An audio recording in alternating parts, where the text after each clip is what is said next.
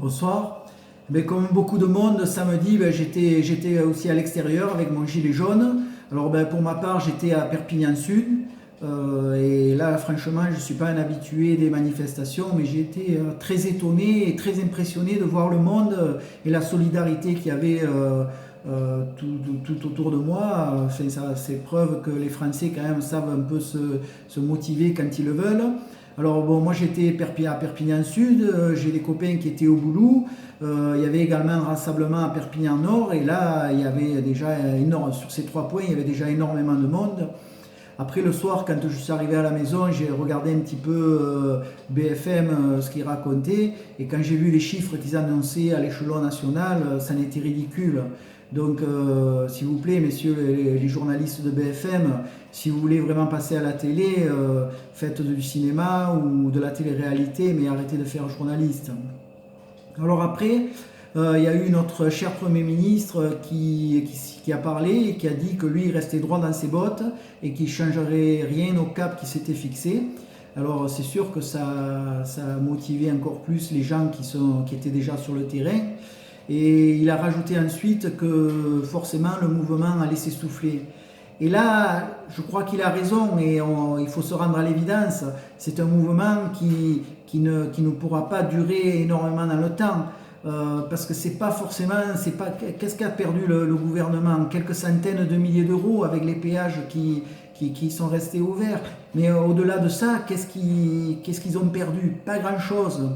Alors c'est pour ça, c'est ce qui m'emmène un petit peu à la réflexion qu'on peut se faire et aux idées qu'on peut trouver. Parce que il faut quand même taper là où ça fait mal. Et c'est quoi qui fait mal pour le gouvernement? C'est l'argent que nous donnons tous les jours. Parce que bon, il ne faut pas se leurrer, c'est nous qui les payons.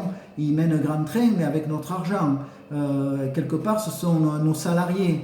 Alors, moi, j'avais une idée parmi tant d'autres, mais pourquoi pas faire une grève de la TVA? Oui, avec les petits commerçants, les petits artisans. Et imaginez la personne qui amène la farine au boulanger, eh ben, elle lui facture pas la TVA. Le boulanger, lui de son côté, eh ben, il vous vend la baguette avec la TVA en moins. Pareil pour le boucher, pour le poissonnier, et tout ça, non seulement ça amènera du pouvoir d'achat supplémentaire, mais en plus ça va solidariser encore plus la population. Parce que qu'est-ce qui risque de se passer avec un mouvement comme il y a actuellement? C'est que les gens vont s'impatienter, il y en a déjà qui s'impatientent et on peut le comprendre. Les gens qui travaillent, qui ont déjà perdu 1 voire 2 journées, ils ne peuvent pas se permettre d'en perdre plus, ils sont payés au ras des pâquerettes. Donc à un moment donné, ça va créer des tensions au sein de la population et on va finir par se foutre sur la gueule. Et là, le gouvernement aura tout gagné. Parce qu'on connaît bien l'adage diviser pour mieux régner. Donc si on commence à se foutre sur la gueule, ben là le gouvernement aura tout gagné, le mouvement va se disloquer et puis on repartira comme on était. Donc avec cette histoire de TVA, pourquoi pas? C'est une idée encore parmi tant d'autres. J'en appelle à l'intelligence collective. On dit qu'en France, on n'a pas de pétrole, mais on a des idées. Donc à nous et à vous de trouver des idées qui peuvent peut-être mettre le gouvernement dos au mur et là vraiment réagir. Parce que si on commence à leur ponctionner toute la TVA qu'ils récoltent chaque jour, ils vont commencer vraiment à se poser des questions. Pareil, pourquoi pas pour ceux qui le peuvent, parce que malheureusement tout le monde ne le peut pas, pourquoi pas retirer l'argent des banques?